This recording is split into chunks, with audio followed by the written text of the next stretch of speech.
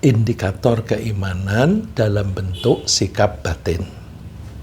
Pertama-tama kita bersyukur dulu kepada Allah. Alhamdulillah, kita telah dipilih oleh Allah untuk menjadi orang-orang yang beriman kepadanya dan kepada utusannya Nabi Muhammad SAW. Namun kita menyadari bahwa kita ini masih perlu meningkatkan keimanan kita dari waktu ke waktu, sehingga kita bisa makin mendekati keimanan yang ideal. Saya ulang, mendekati, bukan berarti mencapai, ya. Sehingga kita bisa makin mendekati keimanan yang ideal. Karena apa? Rasanya tidak mungkin kita bisa mencapai tingkat yang ideal. Dan tidak harus sih sampai kita mencapai ke ideal. Karena yang dinilai oleh Allah adalah progres. Kita ini membuat progres, kemajuan atau enggak dalam keimanan ini.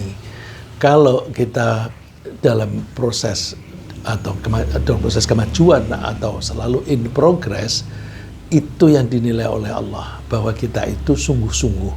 Oleh karena itu, capaian itu menjadi kalah penting dibanding dengan progres. Nah, saya kasih contoh, orang yang baru masuk Islam, itu kan anggaplah berangkat dari titik nol. Ya, kalau perjalanan 0 kilometer. Nah, terus jalan. Baru dapat 10 meter, dia meninggal dunia. Dan dia dalam proses untuk memahami keimanan yang akan diterapkan. Maka dia insya Allah sudah masuk surga. Sudah diputuskan oleh Allah insya Allah ya, masuk surga. Bandingkan dengan orang yang sudah belajar berpuluh-puluh tahun, tapi last minute dia itu mengingkari atau mencederai keimanannya. Nah, itu berbahaya. Nah, jadi yang penting adalah progres ini. Jadi kita mengukur progres kita itu sejauh mana dilihat dari pola pikir. Nah, untuk itu ada baiknya kita memeriksa diri kita sendiri, apakah kita sudah betul-betul beriman, dengan cara membanding apa yang ada pada diri kita sendiri. Jadi kita mengukurnya itu, yang kita ukur diri kita sendiri dengan gejala-gejala yang ada pada diri kita sendiri. Kita tidak membanding diri kita dengan orang lain. Kalau untuk mencari contoh boleh ya, tapi tidak usah lalu terus kita ngecek, oh indikatornya ini, terus kita melihat teman kita, terus kita menganggap, oh dia belum beriman, oh dia tidak beriman. Tidak, kita tidak ingin menjudge, tidak ingin menghakimi orang lain. Yang penting bagi kita adalah bagaimana kita ini, iman kita sudah on the track atau tidak. Ya, oleh karena itu ada baiknya kita memeriksa diri kita sendiri, apakah kita sudah betul-betul beriman dengan cara membanding apa yang ada pada diri kita sendiri dengan penggambaran oleh Allah mengenai sikap batin orang-orang yang beriman. Jadi harus ada ukuran dong, yardstick-nya apa. Nah, ukurannya itu statement-statement yang disampaikan oleh Allah baik melalui Al-Quran atau melalui utusannya Nabi Muhammad SAW, bahwa gejala orang mukmin itu begini loh, gitu.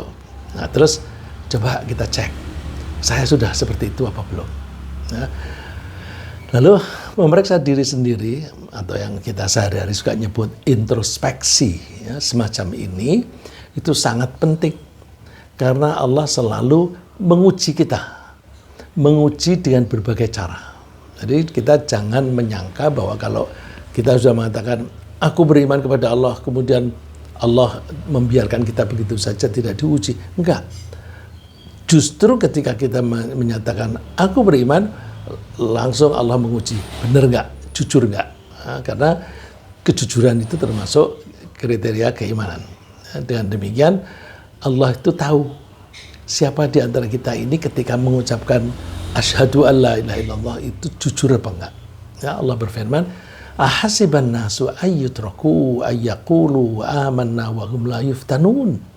Apakah orang-orang itu menyangka bahwa mereka itu lalu dibiarkan begitu saja setelah mereka mengatakan bahwa kami beriman, dibiarkan lalu tidak diuji. Nah, ayat ini membuat kita waspada. Ini Allah akan selalu menguji. Dan Allah tidak menyebut jadwal, tidak menyebut waktunya kapan. Oleh karena itu, bisa saja tiba-tiba ujian datang. Bisa saja ujiannya itu tidak membuat kita sadar. Ya, ada ujian yang kita itu nggak ngeh kalau kita itu tidak sadar. Misalnya apa? Tidak diuji. Misalnya kalau kita sehat, habis makan, terus kita tidak dalam keadaan bahaya dan sebagainya, lalu terus kita bersantai-santai. Nah, ketika bersantai-santai itu berlebihan nggak? Kalau berlebihan, nah kena kita. Kenapa? Berarti kita menyia-nyiakan waktu yang diberikan oleh Allah kepada kita. Kita diberi oleh Allah itu benarnya macam-macam, bukan hanya harta saja. Waktu longgar itu juga sarana yang dipakai oleh Allah untuk menguji. Nah, oleh karena itu kita harus selalu waspada. Wah, aku kok enak ini hidup saya saat ini, tenang, nggak ada problem, nggak ada utang. Terus hati-hati, itu salah satu bentuk ujian. Dan Allah itu menguji itu kepada orang siapapun, kapanpun. Walaqad fatanna alladhina min qablihim fala ya'lamanna Allahu alladhina shadaqu wa la ya'lamanna al-kadhibin. Sungguh kami telah menguji generasi sebelum mereka. Jadi orang-orang generasi sebelum kita itu sudah diuji oleh Allah. Dan dengan ujian itu Allah mengetahui siapa yang jujur. Fala ya'lamanna Allahu alladhina shadaqu. Sehingga Allah mengetahui siapa yang jujur. Jujur ketika mengatakan iman. Karena tadi kan dimulainya, apakah orang kalau mengatakan aku beriman tidak diuji? Berarti yang diuji adalah keimanannya. Wala ya'lamanna al-kadzibin, dan tentu Allah juga mengetahui siapa yang bohong. Aku muslim. Alah bohong. Nah, itu indikasinya banyak macam-macam. Ya. Kita suka secara gampangnya, oh dia orang Islam kok, KTP-nya. Tapi prakteknya dia tidak menjalani ajaran Islam. Nah, semacam itu ya. Lalu, mari kita lihat salah satu indikasi bahwa seseorang itu betul-betul beriman adalah bahwa dia merasa tenang hatinya ketika ingat kepada Allah. Jadi begitu ingat Allah, hatinya tenang. Sama dengan kita tuh misalnya, kita kalau sedang ingat orang tua kita, terus kita tuh mengingat bahwa kita dulu waktu bayi sampai kita dewasa itu dirawat dan dididik oleh orang tua. Begitu ingat kepada orang tua kan ada perasaan-perasaan senang, terus kemudian sayang dan sebagainya, terus kita mendoakan. Nah ini kalau kita itu ingat kepada Allah, maka hati kita menjadi tenang. Kok begitu? Nah, kalau tadi saya memberikan contoh, ingat orang tua itu ingat jasa-jasa orang tua kita. Dengan Allah juga gitu, kita akan ingat jasa-jasa Allah kepada kita.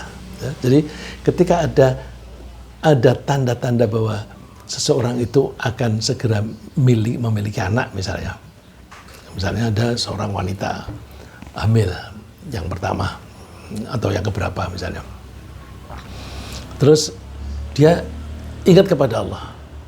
Nah, kalau dia ingat kepada Allah dan dia punya iman, maka dia akan tenang. Kenapa? Dia tuh menyadari bahwa aku diciptakan oleh Allah dan Allah menjamin rizkiku. Karena Allah menjamin rizki semua makhluk hidup, mau manusia atau binatang. Semua dijamin. Nah, ini anakku akan lahir. Tentu Allah akan menjamin rizkinya dia. Jangankan setelah lahir, ketika masih di dalam perut pun kita tidak bisa menyuapi, Allah itu menjamin rizkinya. Yaitu bayi itu bisa mengambil input makanan dari plasentanya. Terus kalau orang mukmin itu ingat, aku kan punya Allah, aku kan dijamin oleh Allah, termasuk anak-anakku. Enggak, itu kamu yang saya lakukan sekarang pas-pasan. Ya pas-pasan kan sekarang jiwanya baru hanya 2, saya dan suami. Nanti kalau ada anak, jiwanya 3, jatahnya 3 juga gitu. Jadi tidak ada kekhawatiran bahwa dia tidak akan mampu memberi nafkah, tidak mampu memberi makan kepada sang bayi yang akan lahir. Karena dia ingat janji Allah yang akan menjamin rezeki bagi kita. Dia juga tetap tenang menghadapi kehidupan. Dalam kehidupan ini kan banyak masalah. Kalau kita ingat Allah, kita tenang. Karena Allah. Kenapa? Allah kan berjanji akan membimbing kita kalau kita mengikuti arahan Allah. Pokoknya kalau kita itu dalam hidup ini melakukan apapun sesuai dengan arahan Allah, nggak usah khawatir. Nanti Allah akan membimbing. Ya, mengikuti arahan Allah itu dalam kegiatan apapun. Misalnya kita sedang berdagang, ya kita mengikuti arahan Allah bahwa kita berdagang dengan cara yang halal supaya rezeki yang Allah berikan kepada kita itu adalah rezeki yang halal. Nah, kalau kita itu mengikuti ajaran Allah termasuk itu halal dan haram, maka Allah akan membantu kita dalam menyelesaikan masalah. Beda dengan orang yang tidak punya iman lalu gugup, wah gimana ini kalau kita nggak punya duit ini, terus nipu orang, atau ya nipu itu caranya macam-macam. Misalnya pertama saudara-saudara dekat, dia maksudnya mau minta, tapi kalau aku bilang minta paling tidak dikasih, lalu bilangnya ngutang dong 1 juta aja, utang. Loh kalau transaksinya itu utang kan harus dibayar, tapi banyak saudara-saudara dekat itu hutang tidak bayar bertahun-tahun. Nah, itu berarti dia tidak ikuti arahan Allah, dan orang yang seperti itu rezekinya makin sulit karena tidak mau mengikuti arahan Allah. Nah, kalau ingat kepada Allah, tenang, karena nanti Allah akan membimbing. Allah berfirman, "Qul innallaha yudhillu man yasha' wa yahdi ilaihi man anab." Allah membiarkan orang yang kepingin sesat, ya biarin aja, memang kepingin sesat. Tapi kepada orang yang memang selalu ingin kembali kepada Allah, maka Allah akan memberi petunjuk.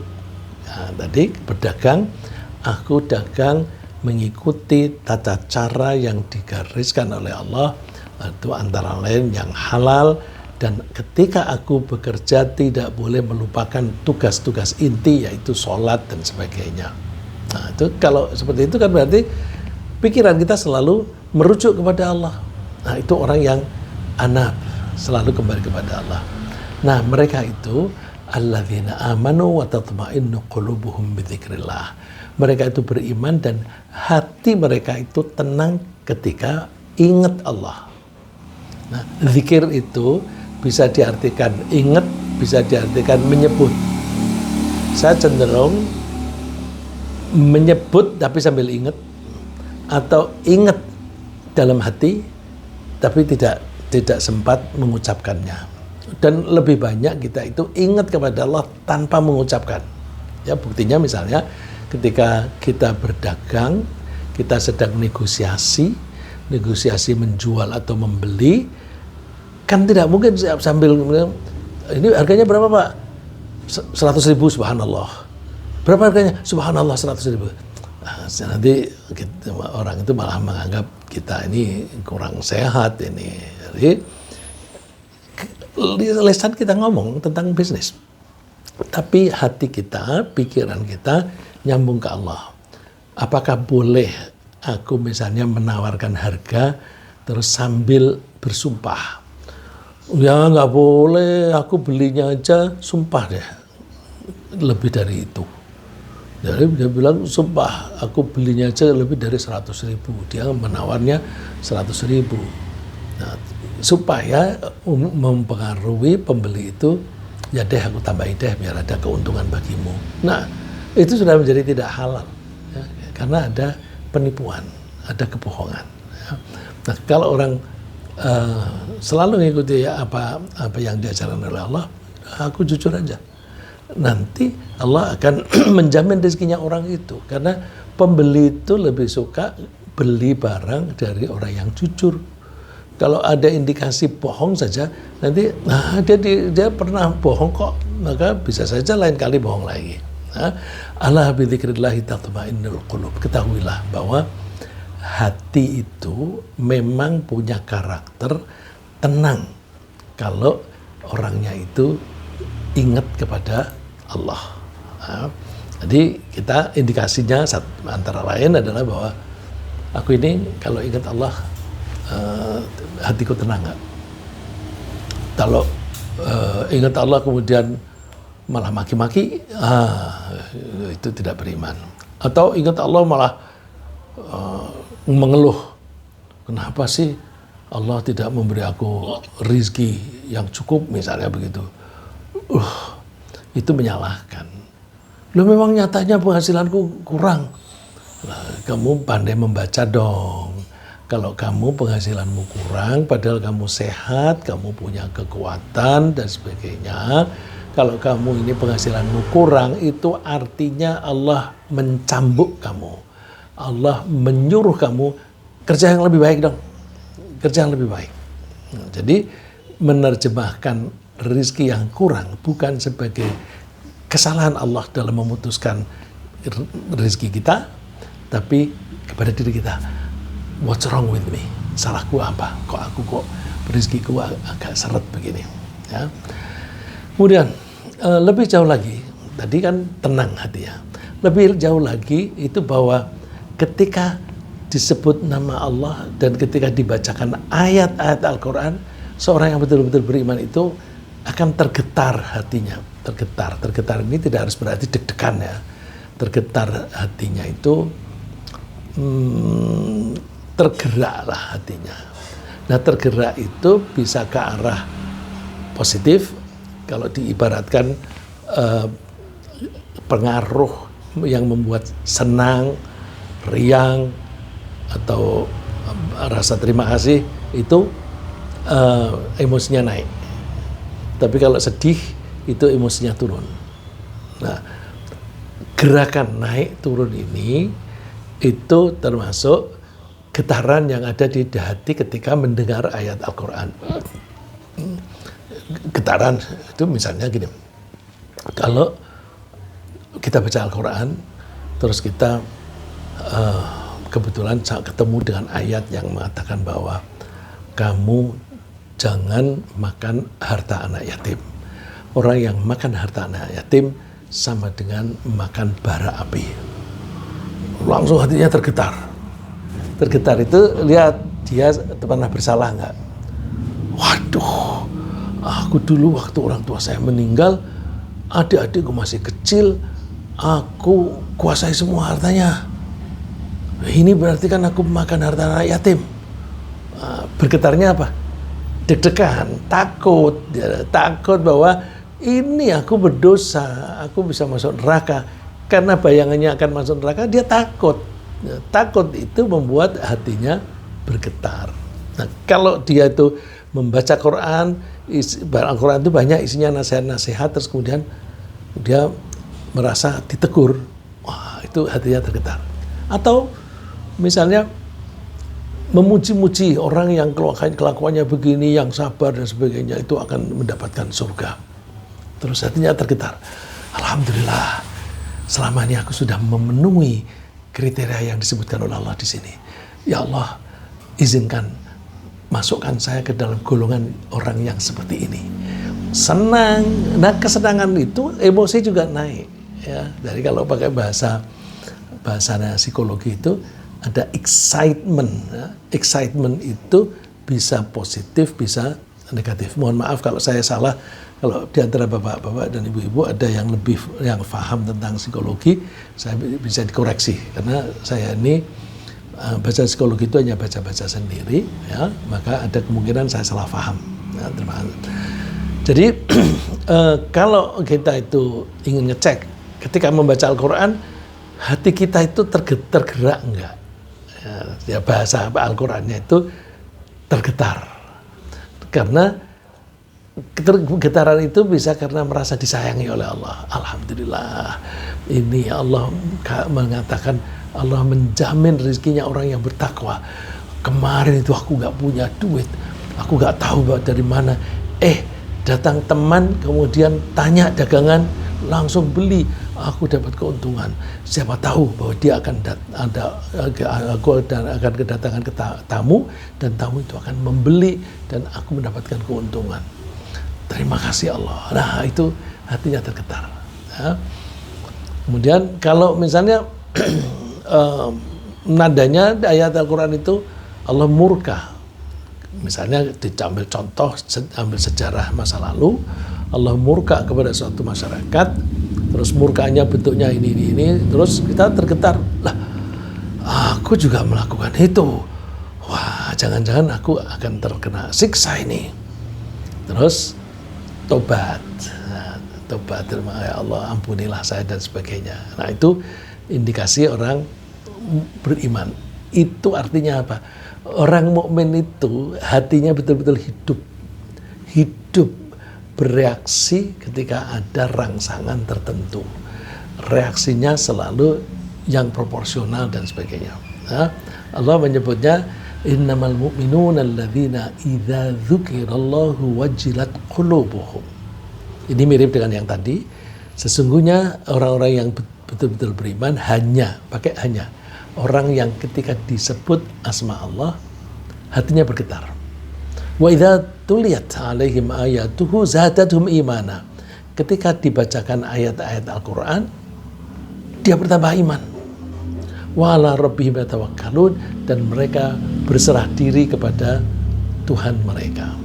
Berserah diri ini kan membuat ketentraman hati. Karena orang yang bertawakal, berserah diri itu tidak ada kekhawatiran.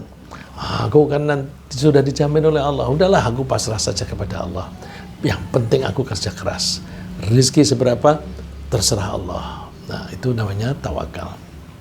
Kemudian lebih dari itu, jika ayat Al-Quran yang dia baca atau dibacakan oleh orang lain itu menganjurkan untuk sujud atau menceritakan tentang perilaku orang terdahulu yang selalu menundukkan hati sambil bertasbih. Orang yang betul-betul beriman itu ketika mendengar ayat Quran itu bereaksi. Karena Allah menyuruh sujud, lalu sujud. Nah, ini yang disebut sujud tilawah. Nah, sujud tilawah itu sujud karena membaca atau mendengarkan ayat Al-Quran yang menganjurkan kita untuk sujud atau bertasbih. Dan itu biasanya di dalam mushaf itu ada tanda seperti sajadah. Ya. Jadi ketika ada instruksi atau cerita tentang orang-orang yang tunduk patuh kepada Allah, maka dianjurkan kita itu bersujud seketika. Atau setidaknya kalau tidak bisa sujud gimana? Wah, aku kan sambil kerja. Terus ada orang baca Quran, ayat itu bisa baca tasbih. Ya. Subhanallah, walhamdulillah, wala ilaha illallah, Allahu Akbar. Sekali boleh, 3 kali lebih bagus. Wala haula wala quwata illa billahil aliyil azim. Ini Allah berfirman, innama yu'minu bi ayatina alladzina idza dzukiru biha kharru sujjadan wa sabbahu bihamdi rabbihim wa hum la yastakbirun. Sesungguhnya orang yang beriman kepada ayat-ayatnya Allah hanyalah mereka yang ketika diingatkan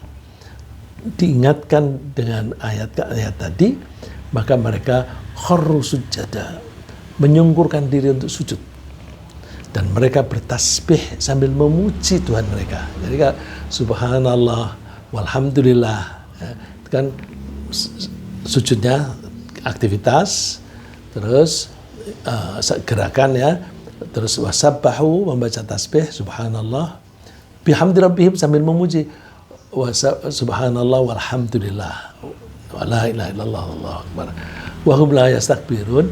Nah, itu sekaligus indikasi bahwa mereka itu tidak sombong, karena mereka merasa disuruh tunduk kepada Allah terus dia langsung sujud. Lagi indikasi yang lain, orang yang betul-betul beriman itu pasti akan menerima dengan senang hati jika ia diperingatkan untuk selalu berpegang teguh pada ajaran Allah. Jadi kalau ada baca Al-Quran, isinya itu memperingatkan kita, kita itu malah senang.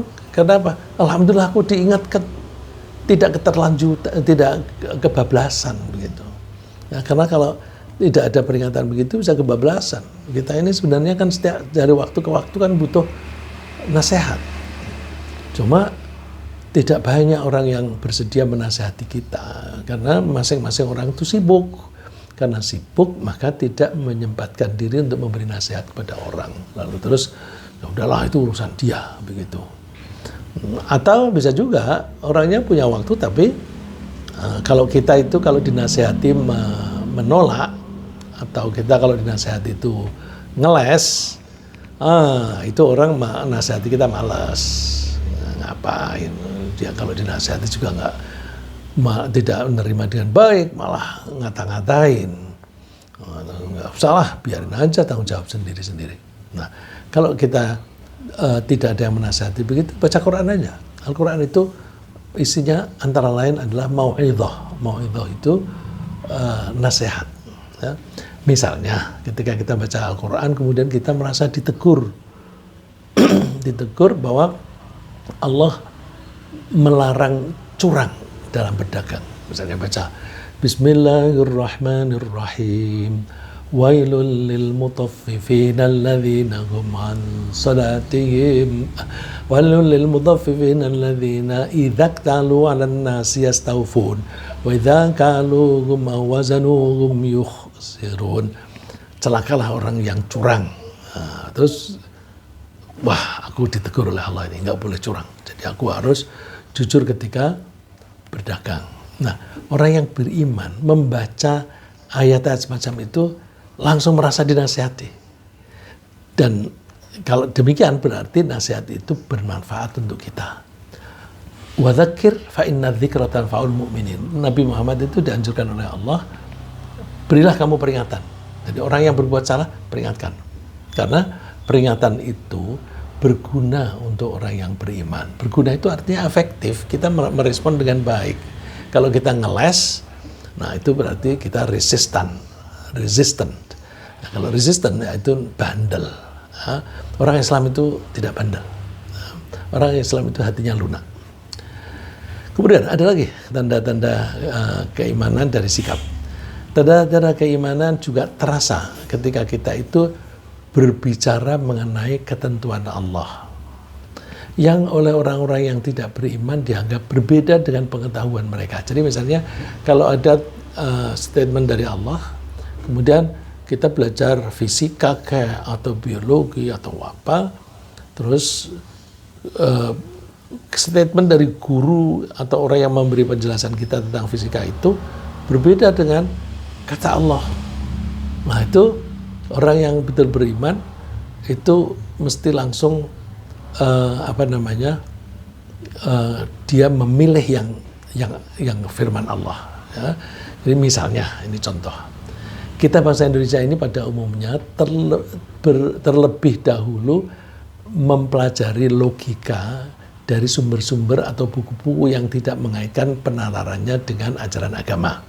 Ya, ini maksud saya begini, buku-buku kita terutama yang kalau kita makin tinggi pendidikan kita, itu kita masih sangat bergantung buku-buku dari Barat. Nah, orang Barat itu sekuler. Nah, kenapa mereka sekuler itu ada sejarahnya. Ya. Ada sejarahnya kalau mereka itu punya pendapat berbeda dengan gereja, mereka dihukum, bahkan bisa dihukum mati. Oleh karena itu mereka mengatakan nggak ada hubungannya agama dengan pengetahuan. Jadi mereka memisahkan. Nah kalau Islam kan enggak. Islam itu semua yang diajarkan oleh Allah itu masuk akal. Semua masuk akal. Oleh karena itu kalau ada kata-kata orang yang tidak mengakui Tuhan, karena kan mereka memisahkan antara pengetahuan dan agama. Nah, itu kemudian ketemu di Al-Quran, oh kok begini? Kita kalau betul-betul beriman, kita beralih. Aku ngikuti Al-Quran ini. Ya. Misalnya, ambil contoh. Kita dalam kehidupan sehari-hari itu mengatakan adil itu kalau membagi sesuatu, pemberian itu sama jumlahnya. Jadi memberi A 1, B juga 1. Kalau memberi A 5, B juga dikasih 5. Itu adil. Nah, oleh karena itu, kalau itu diterapkan secara luas, maka ketika ada orang tua, bapak atau ibu meninggal dunia dan meninggalkan harta, maka itu harus diwaris, dibagi. Nah, antara lain pembagian itu kalau orang tua ini yang meninggal ini punya anak, laki dan perempuan, maka seluruh anak ini mendapatkan sisa dari pembagian. Sisa itu maksudnya begini. Jadi kalau misalnya ada seorang laki-laki meninggal, dia meninggalkan istri 1 dan 3 anak, 1 laki, 2 perempuan. Nah, karena ada istri, maka istri mendapatkan warisan dan istri itu bagiannya dipengaruhi oleh adanya anak. Kalau tidak ada anak, dia mendapatkan bagian 1/4. Kalau tidak ada anak, dia mendapatkan 1/4. Tapi kalau dia punya anak, dia mendapatkan bagian 1/8. Nah, jadi hartanya si laki-laki yang meninggal dunia ini 1/8 sudah dialokasikan untuk istri. Terus anak 3 dapat berapa? Sisanya. Kalau 1/8 itu sudah dikasihkan kepada istri, yang berarti ibunya anak-anak, kemudian 7/8 untuk anak-anak semua. Anggaplah menjadi 100 supaya menjadi mudah membaginya. Nah, sisanya ini dibagi kepada 3 anak tadi. Anak laki mendapatkan 2 bagian dibanding wanita. Jadi wanita dapat 1, laki dapat 2. Nah, ini orang yang tidak beriman, kebetulan orangnya itu perempuan. Wah, aku kok dapat separuh dari kakakku. Tidak adil. Adil itu kan harus dibagi rata. Itu kan pemikiranmu. Tapi Allah menyebut yang adil itu laki-laki dapat 2, perempuan dapat 1. Itu adil. Wow, adilnya dari mana? Coba deh, kalau laki-laki, orang laki-laki mendapatkan perolehan, apakah itu dari pekerja atau waris, yang mengkonsumsi harta ini siapa? Kan tidak hanya laki-laki itu. Dia akan berbagi kepada istri dan anak-anaknya. Jadi bagian anak laki-laki itu nanti tidak hanya dipakai sendiri, tetapi juga untuk istri dan anak. Tapi kalau ahli warisnya ini anak perempuan, dia tidak ada kewajiban memberi nafkah. Jadi dia begitu dapat warisan, ya udah utuh. Nanti nafkah keluarga gimana? Itu kewajiban suaminya, bukan kewajiban dia. Jadi ya kalau seperti itu, kalau laki-laki ini mempunyai anak 10, mestinya kan kalau dikasih 2/1, itu mestinya kurang gitu kan. Tapi karena peraturan itu kan dibuat gampang, ya udahlah pokoknya laki-laki itu 2 bagian. Nah, kalau kita sudah terbiasa mendapatkan pelajaran bahwa yang namanya adil itu ya angkanya sama. Di Al-Quran enggak, tidak harus sama.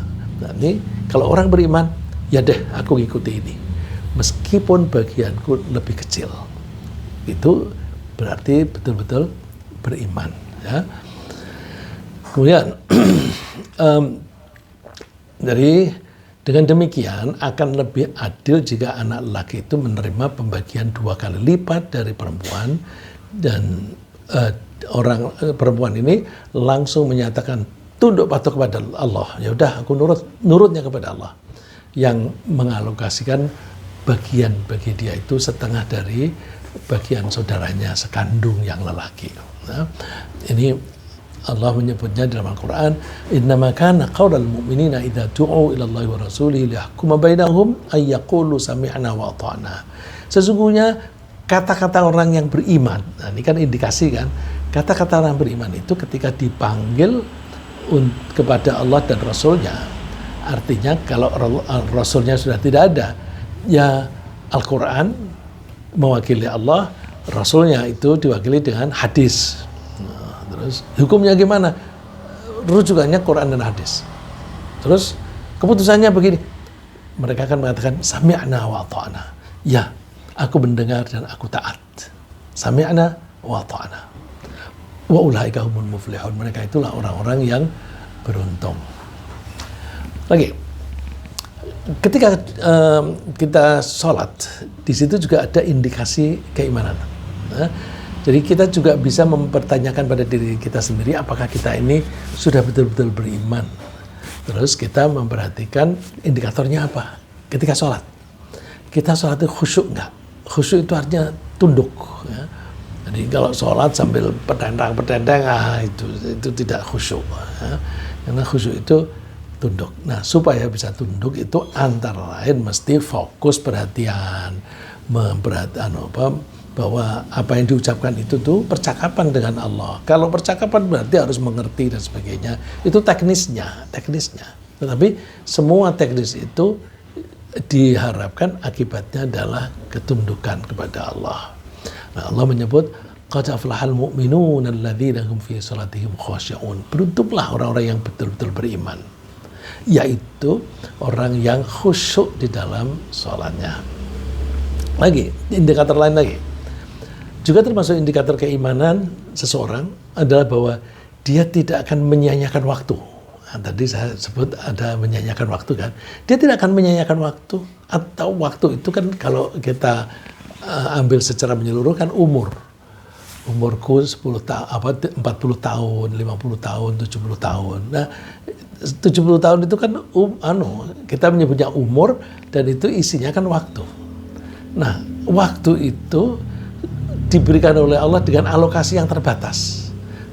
Karena kalau memang sudah tiba waktunya seseorang itu meninggal, dia umur 70 ya mati, umur 20 ya mati, saat itu nggak bisa dimajukan atau dimundurkan. Meskipun dia berobat dimanapun dan dia berusaha menghindari kecelakaan, kalau sudah waktunya mati, kecelakaan atau tidak, sakit atau tidak, ya sudah mati saja. Nah, oleh karena itu, waktu itu adalah pemberian yang berharga. Kita menyebut berharga karena kalau coba orang bisnis, kita itu berbisnis kan butuh waktu. Kalau nggak ada waktu nggak bisa. Misalnya ada tawaran ini si kontrak satu proyek, dibaca, wah ini cocok ini untuk bisnisku. Terus dibaca lagi, nah terakhir hari ini aku belum mempersiapkan dokumen-dokumennya. Artinya dia tidak punya waktu. Kalau tidak punya waktu, hilang kesempatan. Jadi kalau Allah memberi waktu, itu berarti Allah memberi kita kesempatan. Kita manfaatkan nggak kesempatan itu? Kalau orang yang beriman itu pasti memanfaatkannya, karena orang beriman itu tidak mau menyia-nyiakan kesempatan. Walladzina hum 'anil lagwi mu'ridun. Kelanjutan dari ayat tadi, orang yang betul-betul beriman itu berpaling atau menghindari ucapan atau tindakan yang tidak ada gunanya. Jadi kalau ini melakukan sesuatu ada gunanya nggak? Nggak ada, udah nggak usah, tinggal aja. Ya.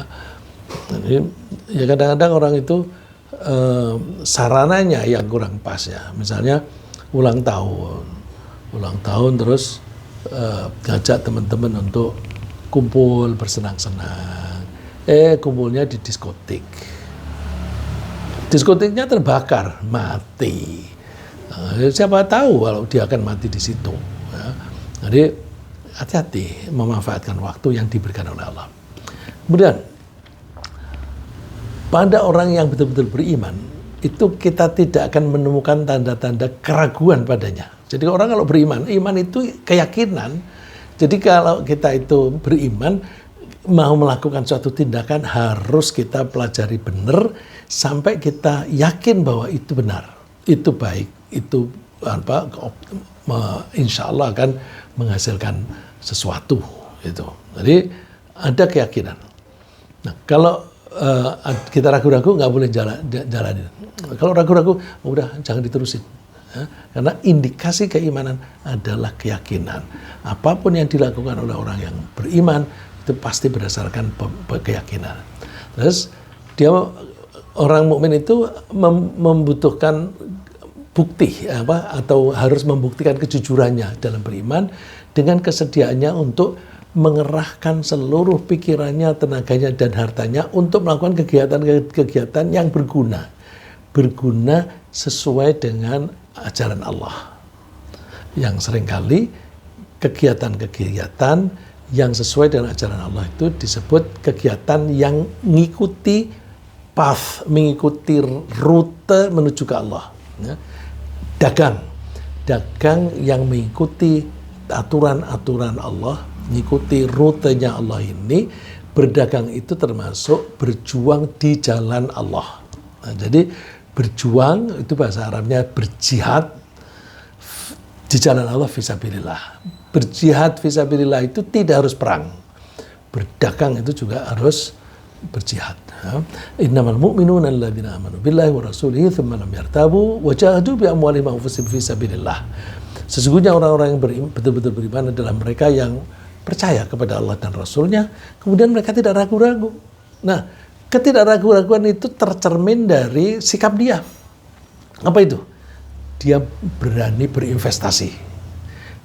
Kalau kita berbisnis, kita ragu-ragu, nggak mau kita investasi. Ada proyeknya pemerintah, pakai undang-undang, tapi wah ini proyek ini berlanjut apa enggak? Wah ini banyak sih tokoh-tokoh yang menentang. Ini ya kalau dia terus berkuasa, kalau dia tidak berkuasa, ini bisa mangkrak nih. Orang tidak mau berinvestasi di situ karena ragu-ragu. Nah, kalau orang yang betul-betul beriman itu mempelajari bahwa aku yakin ini menguntungkan, maka dia berani berinvestasi. Investasinya berupa mengerahkan tenaga, pikiran, dan bahkan hartanya dikerahkan di situ. Makin yakin dia makin berani 100%. Maka ada orang yang hidupnya seluruhnya itu digunakan untuk berjuang di jalan Allah. Nah, itu yang betul-betul beriman. Nah, ulaika humus shadiqun. Jadi orang-orang yang beriman, orang-orang yang mukmin benar adalah orang yang percaya kepada Allah dan Rasulnya, kemudian tidak ragu-ragu. Ketidakragu-raguannya dibuktikan dengan wajahadu bi amwalihim wa anfusihim fisabilillah. Mereka mau bekerja keras dengan menggunakan harta mereka, menggunakan tenaga mereka, mengikuti jalan Allah. Ulaika humus shadiqun. Mereka itulah orang-orang yang jujur. Ya, di depan tadi ada kejujuran.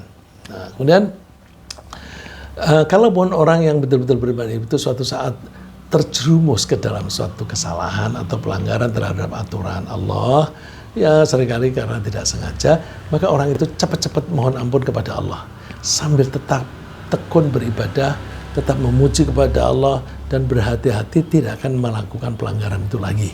At-taibun al-habidun al-hamidun as-saihun ar-raki'un as-sajidun al-amiruna bil ma'ruf al-amiruna bil ma'ruf wan nahuna 'anil munkari wal hafizuna li hududillah wa basyiril mu'minin. Ini ada kata kunci lagi, mukminin, orang-orang beriman. Orang-orang yang betul-betul beriman itu adalah orang yang kalau melakukan kesalahan mereka bertaubat dan mereka terus mengabdi kepada Allah sambil memuji Allah, bermuji artinya bersyukur kepada Allah, dan mereka itu rukuk, sujud dan mau menganjurkan kebaikan dan malah mencegah kesalahan. Itu artinya mau menasehati. Dan mereka itu hati-hati jangan sampai mereka melanggar larangan-larangan Allah. Nah, kalau orang yang semacam itu, maka Allah akan memberi insentif wa basyiril mu'minin. Berilah kabar gembira kepada orang-orang yang betul beriman. Nah,